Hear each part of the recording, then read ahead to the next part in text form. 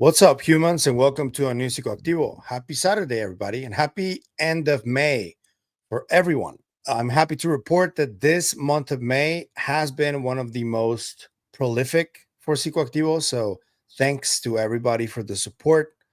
I do have a couple of things that I want to share with you guys, just so you take a look at what's been happening at Contact in the Desert, because I did have Mr. James Landreth visiting Contact in the Desert, and he had a batch of t-shirts, the What's Up Human t-shirts made by designer Cole Watkins, and he already sold a few of them, and I want to show you which ones they are because he's been around, Mr. James Landreth, and he's been in all pretty much every single conference that's been there. And there were a couple of cool pictures that I want to show you guys that I think are worth your time a little bit because Psicoactivo has been around. That's James Landreth on the left, and a little famous guy, Chris Ramsey, who has the wonderful YouTube channel Area 52. They took a picture together, and that was really cool. Thank you, Chris, for posing for this picture. And there's another one that I want to show you guys. I don't know if you guys are aware of Mr. Tattoo Man from the last hearings in November, and I've been sharing the screen with them on a couple of the night shift Friday roundtable episodes. Mr. Dan Cleary from Others from Another Mother podcast. And Dan found just a random conference goer with one of the shirts, and he shared it with us. So this is really cool to see as well. Thank you to both Chris and Dan, and thank you to Mr. James Landreth for doing what he did. I hope you guys are having a wonderful Contact in the Desert experience. But we have to talk about what happened today because the Anomalous Coalition just finished a multi-Reddit AMA with Leslie Kean, Jacques Vallee, and Jeffrey Kripal. I want to share with you the big breaking news of the day, which is that Dr. Jacques Vallee just wrote a new paper about one of the cases from the Condom Report right after Project Blue Book ended. That case specifically was deemed unidentified. And I want to show you what happened. So this is a tweet that I made of Jacques presenting right off the bat. That was like the first announcement they made. And he presented the paper, which is titled Estimates of Radiative Energy Values and Ground Level Observations of an Unidentified Aerial Phenomenon, New Physical Data. And this paper is going to be shown on a non-UFO journal, which is called Aerospace Sciences. And it is authored by Dr. Jacques Vallee, Luc Denis, and Geoffrey Metscherski. And I will provide to you guys the link to the abstract, and the paper itself is going to be found in that journal that I just told you guys about. And I'm going to also leave links in the description for that as well. So this has new data, new physical data that can add to the paper. And there was like this really cool explanation that I really found useful that goes like this. The paper by Vallee, published in Progress in Aerospace Sciences, re-examines the 1966 UAP sighting near Haynesville, Louisiana, reported by a physics professor. It estimates the luminous object's radiative energy at 500 to 1400 MW. I don't know what that is. The physics people will help. Comparable to a small nuclear power plant. Using modern methods, the author suggests the phenomenon may be anomalous, but without full access to the paper, which I am going to link to you guys, alternative explanations like natural events or misidentification remain possible. UAP research is divisive. Skeptics favor conventional causes, while proponents see potential for new physics. This is interesting. The study's peer-reviewed status adds credibility, so it is peer-reviewed. But its conclusions are not definitive without further data, meaning the full paper, which I'm going to link you guys to. But this is really exciting, though, because It's been a long time since we've gotten a peer review paper on any of these cases. So the fact that Dr. Jacques Vallee is doing it, I think it's really exciting. So kudos to Dr. Vallee. But there were other parts of this multi subreddit AMA that I wanted to share with you guys. The first one is about Jeffrey Kripal's experience with Whitley Strieber when they were at Esalen. You guys know that I spoke to Whitley Strieber and Jeffrey Kripal, but Whitley did tell me about Dr. Kripal's experience with him, that he started yelling, "Oh my God," and he experienced something that he cannot explain. Dr. Kripal goes on to say that his experience was kind of like a split body and soul, I guess, and that he wasn't really seeing anything physically in the material world, but he was seeing something when he was asleep. And this is one of the main points of contention with experiencers, because a lot of these experiences are within the mind. They are not physically here, many of them. There are many that are. And for example, there are many contactees and abduction victims who do have some kind of an implant somewhere in the body, and that has been proven already. And these implants are anomalous in nature. They are, but it is important also to not dismiss experiences from people who see something, whether it's in a dream or in an altered state or in an out of body experience. Those are also very valuable, and they need to be studied, though. So I am very happy to see that Dr. Kripal is talking about this in a more open environment now. I'm just going to share this with you guys because I think this was very valuable for. And shout out to the Anomalous Coalition and to Andrea, who has been really nice to Psicoactivo, and she's been really welcoming. And I'm just happy that I can get to share some of this work from them with all of you guys. So here's Dr. Kripal talking about the experience itself. Yeah, I mean, I get this criticism a lot, and I know it's not a criticism from you; it's just a question. I want to say it's us, it's some other part of the human being, but people come back, rightfully so and understandably so, with, but it's a being, it's an entity, it's external to the human being. I guess my thought there, or my response is yes, but the human being is the one talking about it. It's still an experience of us. It might be something external to us. It might be an entity, but it's still us talking about that entity or talking about that experience. So, and I referred earlier to this single out of body experience I had in Calcutta in 1989, Jacques, and it was extensive and extreme, and it involved a kind of subtle energy or a kind of profound presence that either came out of my body or came out of the room, did things to me very physically, and it imploded then into my heart region, and I had this experience of leaving my body, and I was similarly afraid because of that leaving the body, not because of anything I think that was inherent to the experience or to the content of the event. So I completely understand and accept what you're saying.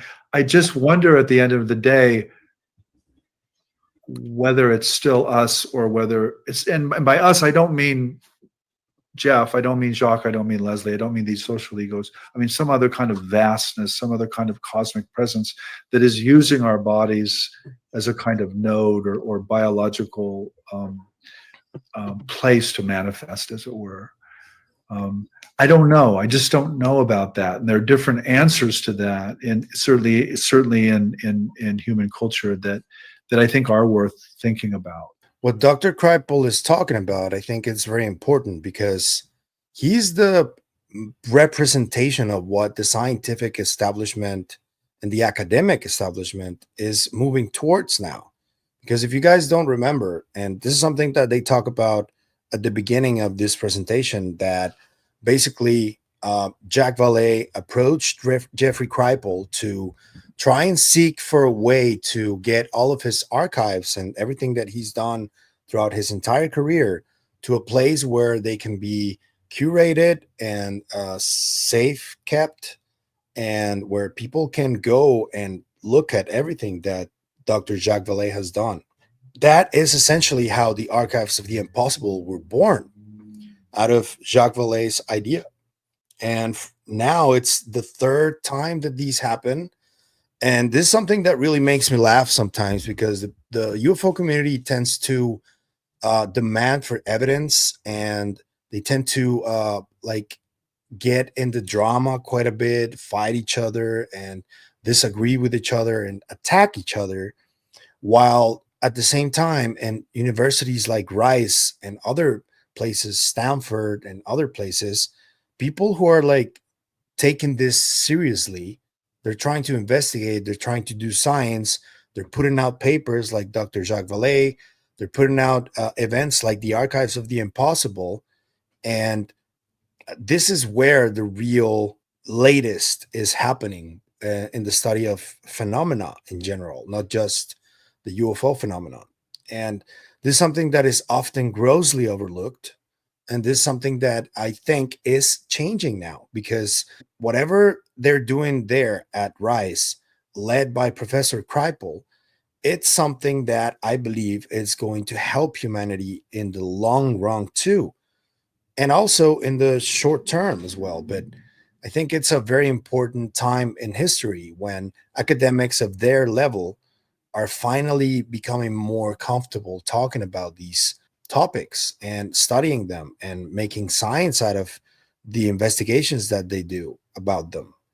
And it's just really hopeful, in my opinion. And whatever they do, I think it's kind of a way to change the perspective of the scientific establishment, which is very rooted in grants. And although I know that many scientists do have like an honest kind of approach to what they do, and they do it in the name of science and everything, the sad truth is that there is some kind of a mafia going on in the entire world of science that is attached to the government. Scientific establishment is often attached to the government, and they do rely on these grants often. And although I respect pretty much everybody in the scientific community who's trying to investigate this properly, I still think that there are many still constraints, because many of these scientists still think in terms of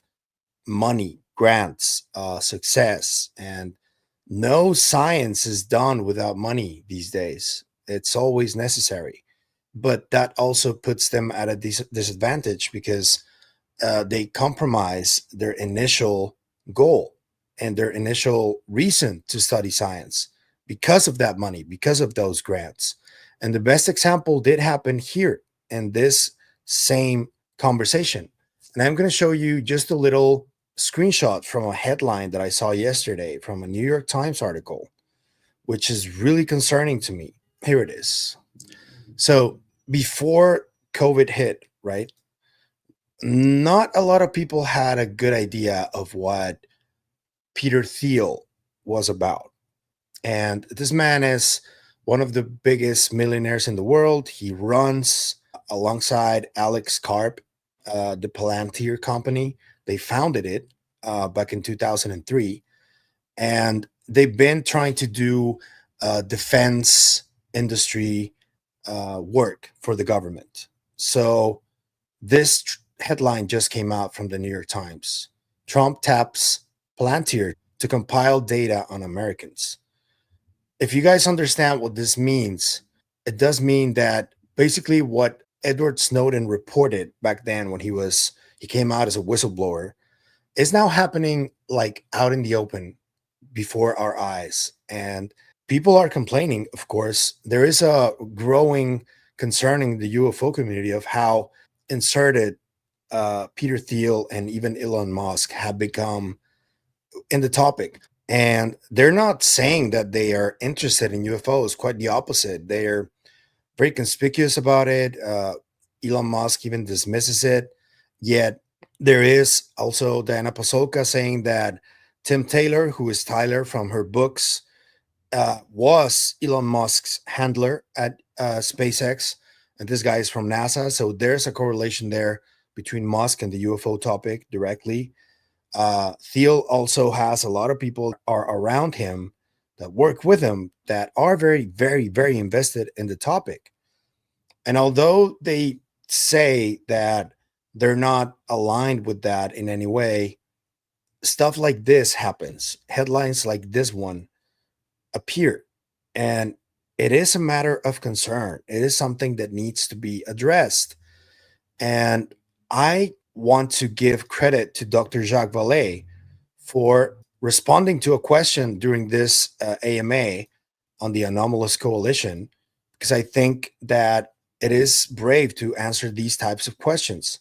But just to give you a little bit of context, Dr. Vallee and Dr. Gary Nolan did meet with Peter Thiel. But if I'm not mistaken, this happened before the pandemic.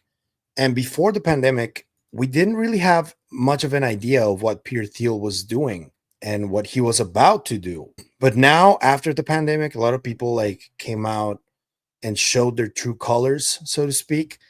And now we do know. So this meeting happened back then.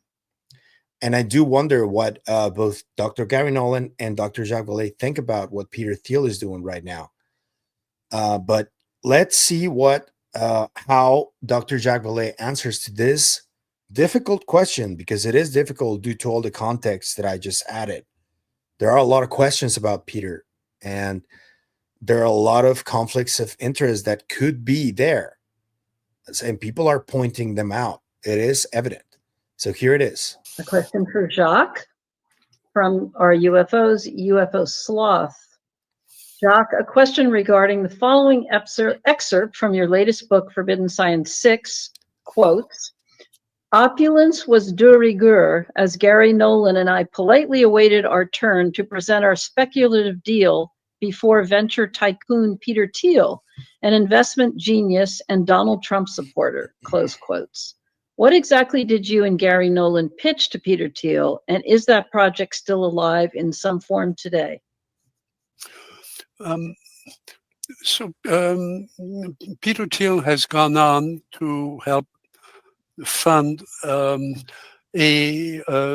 project led by a very bright woman to build advanced databases, which obviously where he can be of great counsel, and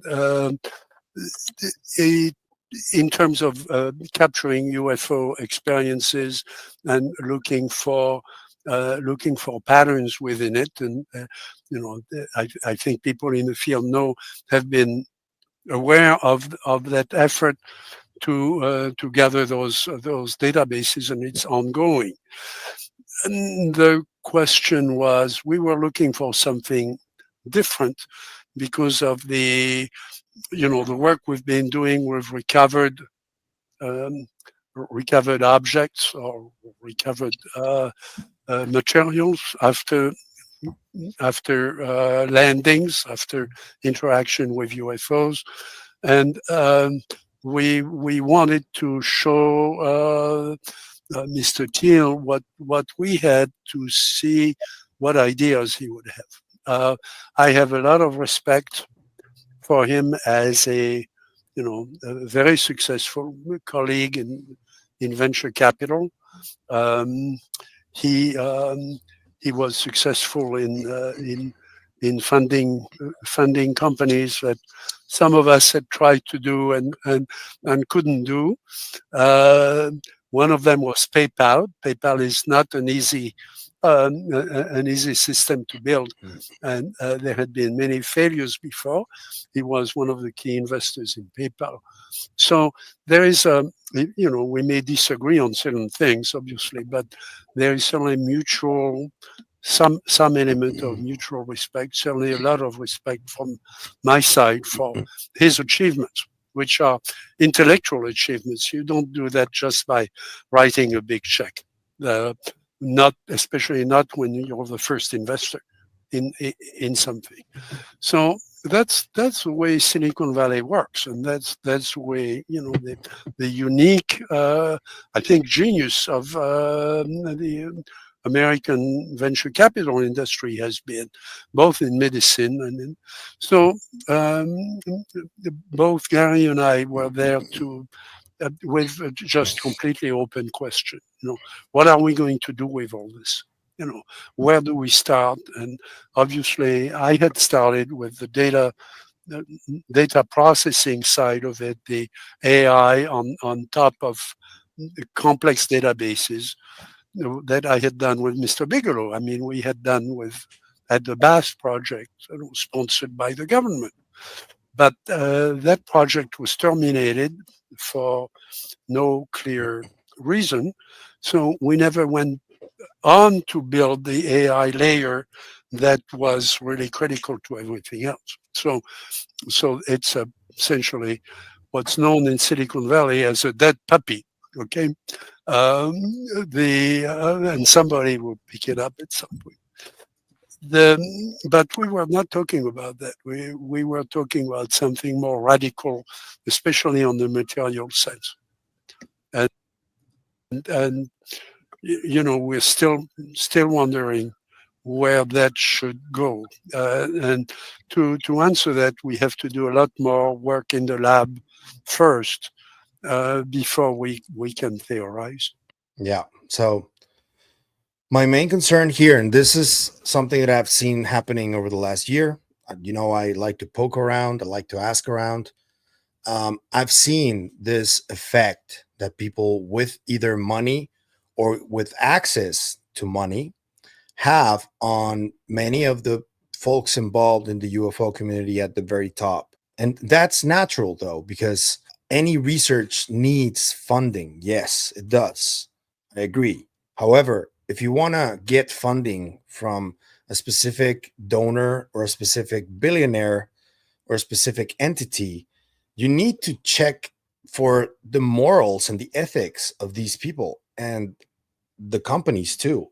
And I don't know. I honestly, I do not agree on pretty much most of the ideas that Peter Thiel has. Jacques Vallee right there said that he doesn't agree with Peter on everything. I think that if you're like at the very top of the UFO community and you're looking for funding, maybe ask the person who is going to help you out, what are their reasons to do this? What's their end game? If they have a mindset of being successful and getting more billions and more money, instead of trying to find solutions for the problems that humanity faces right now, that are not just about the UFO topic, but in general. And I'm saying humanity, I'm not saying the US or a specific country or a specific coalition of countries. I'm talking about everybody. If that person doesn't have that kind of a mindset, it's probably not a good idea to ask them for money and basically sell your soul to them. That would be my main issue here. And I'm glad that nothing came through there, that nothing happened with this pitch, but this has to be an issue that needs to be addressed. And I'm glad that Dr. Jacques Vallee was asked this question, because it is one of the main points of concern that I have, that people within at the very top do seem to have sometimes conflicts of interest. And whenever they're looking for funding, because they're always looking for funding, the connections that they develop can become questionable in many ways. So, and I'm not saying don't ally yourself with them. If you want, you can, but as long as you keep everything clear and transparent and in front of the people, and you tell the people what you're doing and what the end goal for these investments is, instead of getting people finding out that your name is part of a company that was just created not that long ago, or that you have an idea for a new startup that you haven't told anybody, and it just kind of pops up out of nowhere. That's a problem. That's a conflict of interest. And I think that Those cannot happen in this topic, specifically in this topic, because the main idea, the core idea, is that we're trying to find out what we're dealing with, and having conflicts of interest and having money right in the middle of it as the lead driving force of everything, I think is a mistake. I know that that's how Silicon Valley works, but if you haven't noticed, Silicon Valley and the American oligarchs, because that's what they are, have owned basically the world for over 15 years now, or maybe more. And it's something that is not really talked about. Now that the UFO topic is gaining more credibility and more seriousness, and now that they're realizing that there may be something to this, maybe they already saw craft or new technology or whatever, they're making their move. So who's up there talking to them and letting them know that they can't just act unilaterally? Somebody needs to be there to talk to them and to let them know that this isn't about just making more money, more profit, compete against other countries, what they've done their entire lives. It's not about that. So it is a concern. But I love this conversation. They had a wonderful talk about what they think still the phenomenon is.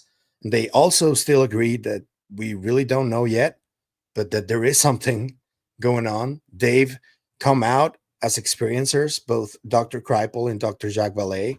They talk about their experiences here. And I think they're part of a movement of really renowned scientists like them, like Dr. Gary Nolan, like Dr. Anna Brady Estevez herself. I don't know if Dr. Davis is an experiencer. I wouldn't be surprised if he is, but you guys can see the new outlook that is starting to form. And I think this is progress, if you ask me, in terms of scientists, because it is helping to for the stigma to recede, which is very necessary and needed. But there's also this issue within academia and science that they're just, many of them are just fighting for the grants, and they're looking after their futures and their grants because of this paradigm that we're under. And I don't know how this is going to change. I'm not here to propose any solutions, just here to point out that it is a flawed effort when money is involved right in the middle. And that's it. But let me know what you think about the entire conversation. They spoke for like 2 hours and 40 minutes. I'm going to leave it in the description. Obviously, thank you to Andrea for allowing me to do this piece about what you guys talked about. And thank you to Dr. Vallee, Dr. Kripal, and Leslie Kean for their tireless work for many, many years. If you like the content you see, I'm going to ask you to like, share, comment, subscribe, and hit the bell icon. If you do that only, it only takes you a few seconds, and that's what helps us the most. So thank you. But if you want to support us in any other way, there are a few links in the description. You can also become a member, or you can support us on KGRA. Anything you choose to do is always appreciated. So thank you. And that's it for me today on this video, but I'll see you guys in the next one. Remember, stay curious and inquisitive always. Bye.